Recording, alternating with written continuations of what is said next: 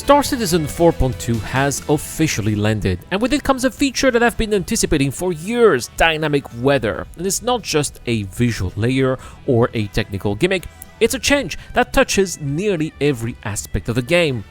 Ever since the update went live, I found myself playing differently, seeing familiar places with new eyes, and feeling that extra sense of wonder every time I descend onto a planet's atmosphere. For someone who's been exploring the verse for a very long time, since the very beginning in fact, it's not something that I say lightly. The impact is immediate. Planets that once felt vast but static now breathe. Lorville, for instance, always imposing, always industrial, now feels like a city locked in a constant struggle against nature. Some days you approach through the golden light, piercing through the clouds. Other days you're fighting against rainstorms as you are descending towards the starport. That unpredictability transforms the experience. You just don't go to Lorville anymore, you arrive there, and what you arrive into can never quite be the same. What excites me the most now is that there is a reason to check the skies, to look up at the horizon and wonder what's coming. There's a real sense of anticipation when heading to a planet. Will I find clear skies, low-hanging cloud layers? Will the turbulence toss my ship around, forcing me to adjust my speed and flight path?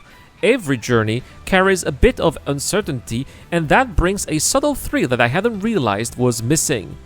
It's almost like the weather rolls a dice for you.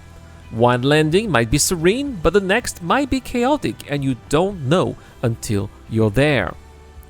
This unpredictability also impacts gameplay in meaningful ways. Atmospheric combat is no longer straightforward.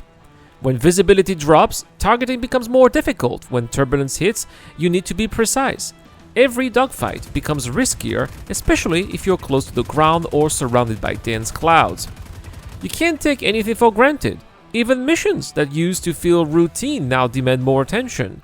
Do you approach low and slow through a fog bank? Do you climb above a storm to avoid the worst of it? Well, these aren't scripted events. They're part of a system that now works across the entire environment, and the best part is that it keeps evolving. Every simple travel now feels different. Flying through the clouds of an atmosphere now really adds tension, an atmosphere that didn't exist before.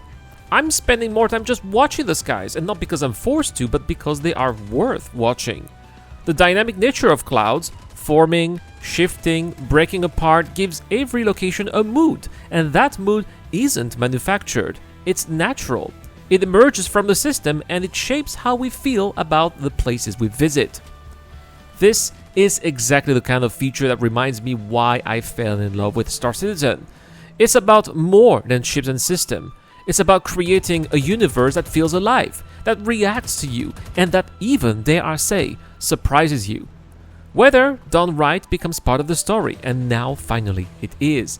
Every descent, every takeoff, every landing zone feels fresh again. That is a rare achievement in the game world that we have been flying through for years. Well, let me know in the comment section down below what your first impressions of weather have been so far. Did it catch you off guard? Did it change how you play? I would love to hear your stories. Also this month, I'm giving away a Mirai Guardian MX, a fantastic heavy fighter that can definitely give you an edge in every combat scenario. To get a chance of winning, just subscribe and comment to any videos posted this month. 10 entries will be entered into the Wheel of Names that way. 10 additional entries on the Gleam contest, link in the pinned comment down below. And of course, automatic entries for Patreon and YouTube members. I have been Irad. Thank you so much for watching. Shout out to Dr. Fabin, Tokarta, Cecil, Shadowrise, to Docker, and Zero Crusher. And I will see you guys in the next one.